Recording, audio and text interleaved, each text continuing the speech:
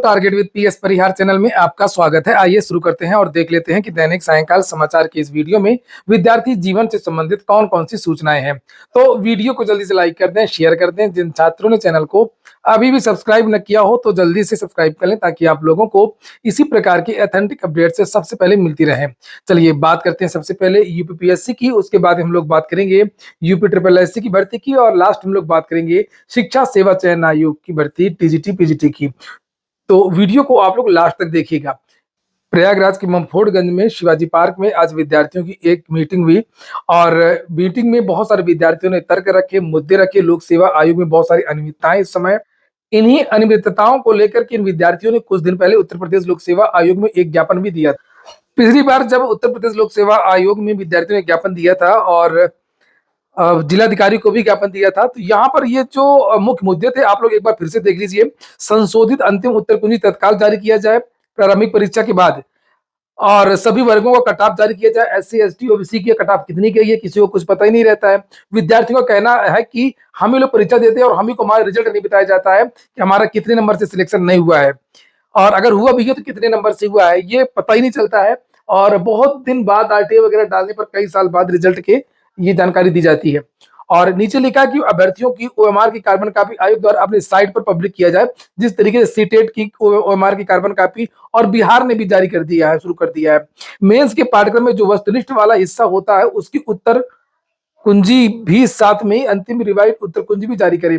तो मेंस में जो ऑब्जेक्टिव पेपर होता है उसकी बात यहाँ पर की जा रही है। इन्हीं सब चीजों को लेकर के आज बैठक में बहुत सारे जो छात्र देख सकते हैं आप लोग, पंकज पांडे, आशुतोष पांडे और बहुत सारे लोग, इन लोगों ने मीटिंग की है और ये है मीटिंग का सार, जिसे आप लोग यहाँ पर देख सकते हैं। प्रेस विज्ञप्ति जारी की गई है संयुक्त प्रतियोगी छात्र हुंकार मंच की तरफ से। यहाँ पर उत्तर प्रदेश लोक सेवा आयोग के खिलाफ बड़े प्रदर्शन की तैयारी। विद्यार्थी उत्तर प्रदेश लोक सेवा आयोग के खिलाफ बड़ा प्रदर्शन करने वाले हैं। हालांकि धरना प्रदर्शन को रोकने की पूरी कोशिश की जा रही है प्रशासन के द्वारा, पुलिस के द्वारा, कि प्रयागराज में कोई भी धरना प्रदर्शन ना हो पाए, चाहे वो शिक्षक भर्तियों का हो, चाहे वो उत्तर प्रदेश लोक सेवा आयोग का हो। पिछले साल 2 साल पहले जो ये आरओ को लेकर के धरना प्रदर्शन हुआ, पीसीएस वनडे वन शिफ्ट को लेकर के जो धरना प्रदर्शन हुआ, उससे सशंकित है उत्तर प्रदेश की सरकार और केवल अच्छा दिखाना चाहती है। जो समस्याएं भर्तियों को लेकर के, जो लेट लतीफी है, जो भ्रष्टाचार हो रहा है लोक सेवा आयोग की भर्तियों में, यूपी ट्रिपल एससी की भर्तियों में, और जो भर्तियों की लेट लतीफी है, बहुत सारी चीजें जो हो रही है वो किसी को पता न चल सके, जबकि सरकार ये भूल कर रही है कि जिनसे छुपाना चाहती है उन्हीं के घरों के जो छात्र हैं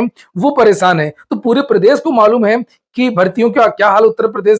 सरकार भले ही धरना प्रदर्शन को दबा ले, आंदोलन को दबा, लेकिन बातें किसी से छुपती नहीं है और आंदोलन भी रुकेगा नहीं। निश्चित तौर पर बड़ा आंदोलन होगा, ऐसा आंदोलन होगा कि कोई रोक नहीं पाएगा। यहाँ पर ये आप लोग देख लीजिए, ये प्रेस विज्ञप्ति छात्रों ने जारी किया है। लिखा प्रयागराज में यूपीपीएससी प्रारंभिक परीक्षा को लेकर के लगातार विवाद जारी है। अभ्यर्थी एक बार फिर प्रयागराज की सड़कों पर विरोध प्रदर्शन करने की तैयारी में है। इसी संदर्भ में संयुक्त प्रतियोगी छात्र हुंकार मंच ने आज प्रयागराज में ममफोर्डगंज स्थित शिवाजी पार्क में बैठक कर आगे की रणनीति तय की है। आज शाम को भारी संख्या में अभ्यर्थियों की भीड़ एकजुट हुई और अभ्यर्थियों की इस एकजुटता की अगुवाई कर रहे संयुक्त प्रतियोगी छात्र हुंकार मंच के संयोजक पंकज पांडे ने कहा कि आयोग हमारी मांगे नहीं मान रहा है, जबकि कई बार ज्ञापन देने के बाद भी आयोग जवाब नहीं देता है। ऐसे में इस तानाशाही रवैये को बिल्कुल बर्दाश्त नहीं करेंगे। साथ ही छात्र नेता आशुतोष पांडे भी बैठक में मौजूद रहे। उन्होंने कहा कि आयोग लगातार अपनी प्रतिष्ठा खोता जा रहा है और ऐसे में छात्रों में आयोग के प्रति गुस्सा और आयोग के प्रति है, ये बोल करके टाइप किया होगा, आयोग के प्रति गुस्सा और शक भी बढ़ता जा रहा है। अगर आयोग अपनी कार्यप्रणाली और नीतिगत मुद्दों में बदलाव नहीं करता है तो छात्र फिर से बड़े आंदोलन की तैयारी में खड़े दिखे।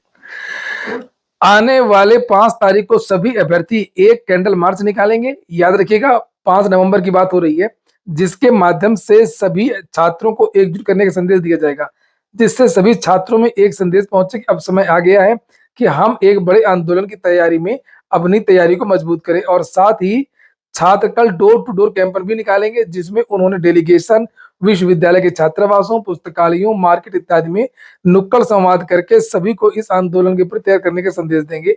आज के आंदोलन में पंकज पांडे, आशुतोष पांडे, आशीष, संदीप, शेर सिंह आदि उपस्थित हैं। बात कर लेते हैं लोअर की एक और भर्ती की, यूपी ट्रिपल एससी से आ सकती है और इसमें कुछ पदों का जो अधियाचन है वो भेजा जा चुका है और ये भर्ती है ट्रेजरी अकाउंटेंट। अभी तक ओ लेवल मांगा जाता रहा, बीकॉम मांगा जाता रहा है, लेकिन अब योग्यता भी बदल दी गई है। इसको लेकर के एक नियमावली भी वायरल हुई थी, जारी हुई थी, आप लोगों ने देखा होगा। इसमें संशोधन कर दिया गया है, साधारण स्नातक वाले विद्यार्थी अब ट्रेजरी अकाउंटेंट वैकेंसी के लिए आवेदन कर सकेंगे। तो ट्रेजरी अकाउंटेंट की जो वैकेंसी है उसमें कितने पदों का अध्याचन भेजा गया है उसके बारे में यहाँ पर ये जानकारी दी गई है। और पदों की संख्या लिखा 548, ये देखिए लिखा है, प्रकरण में अध्याचन के प्रेषण हेतु 548 पदों का प्रस्ताव तैयार करके निदेशालय स्तर पर अनुमोदित कर दिया गया है। अध्याचन प्रेषित किए जाने हेतु एनआईसी से यूजर आईडी पासवर्ड हेतु 17 सितंबर 2025 को मेल प्रेषित किया गया था। दिनांक 26 सितंबर 2025 को एनआईसी द्वारा यूजर आईडी, ये सब चीजें लिखी हैं। कुल मिलाकर के ये कि 30 सितंबर को इसका अध्याचन भेजा जा चुका है और ये भी एक नई भर्ती आप लोगों को पेट 2025 से ही देखने को मिल सकती है। वैसे यूपी ट्रिपल एस सी कुछ चीजें अच्छी कर रहा है, जैसे जो भर्ती की अवधि है कंप्लीट होने की उसमें अब कम समय लग रहा है, यानी कि जो है लिखित परीक्षा का परिणाम आ जा रहा है समय से। और डीवी की नोटिस जल्द जारी हो रही है, जल्दी डीवी भी हो रही है। लेकिन भी बहुत सारे सुधार यूपी ट्रिपल एस सी में भी होने चाहिए। जैसे एक मांग विद्यार्थियों की बड़ी मांग है कंबाइंड भर्ती की। बहुत कम लोग इसके बारे में बात करते हैं और ऐसा लगता है कि जैसे हो ही नहीं सकता है।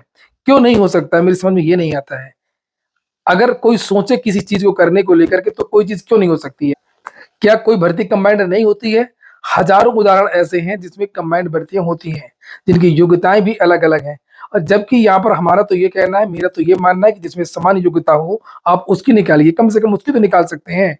जबकि बहुत सारे ऐसे विभाग हैं जहाँ की योग्यताएं अलग अलग होती है और उनकी कंबाइंड वैकेंसी आती है। सीजीएल, सीएचएसएल के बहुत सारे उदाहरण है। बिहार तकनीकी सेवा आयोग से भर्ती निकलती है, इंटरमीडिएट स्तरीय वैकेंसी निकलती है।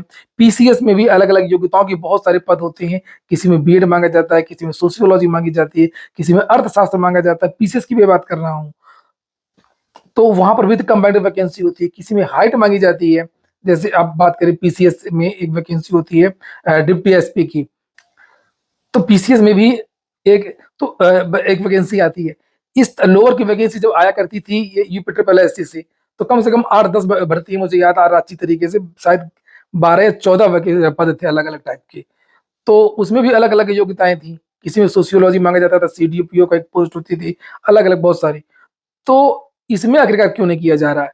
तो यूपी ट्रिपल एससी इसके बारे में सोचे कि एक तो ये इसमें भी बदलाव करे, और विद्यार्थी कुछ करते ही नहीं है आजकल। तो सब शुरू हो गए अपना अपना कोर्स, अपना अपना काम, अपने अपना बिजनेस में, व्यापार में। तो कभी कभी इसके बारे में भी सोचें, छात्र भी सोचे, कोई कोचिंग वाले के भरोसे ना रहे, किसी लीडर के भरोसे ना रहे, छात्र खुद ही करेंगे तो ज्यादा बेहतर होगा। तो कट ऑफ मार्कशीट जारी करे, चाहे फेल हो चाहे विद्यार्थी पास हो। यूपी ट्रिपल एससी एक मांग तो ये है। यूपी ट्रिपल एससी में करप्शन को लेकर के बहुत तेजी से चर्चाएं चल रही हैं, बहुत ज्यादा चर्चा चल रही है, तरह तरह की चर्चा चल रही है। तो थोड़ा सा पारदर्शिता को मेंटेन करे। और जो डीवी में कई गुना विद्यार्थियों को बुलाया जा रहा, जो खेल किया जा रहा विद्यार्थियों के एक आरोप है, इसको भी कम करे और कंबाइंड भर्ती निकाले, तो जिससे ज्यादा से ज्यादा विद्यार्थियों का लाभ हो सके। और सबसे लास्ट और सबसे महत्वपूर्ण मांग है कि सभी आयोगों की तरह शायद भारत में यही एक ऐसा आयोग है जो अपना एग्जाम कैलेंडर जारी नहीं करता है। तो आगामी इस साल कौन कौन सी भर्तियां आएंगी, वार्षिक कैलेंडर यूपी ट्रिपल एससी जारी करे, ताकि विद्यार्थी उसी तरीके से टारगेट बना करके अपनी तैयारी कर सके। कैलेंडर बहुत जरूरी है।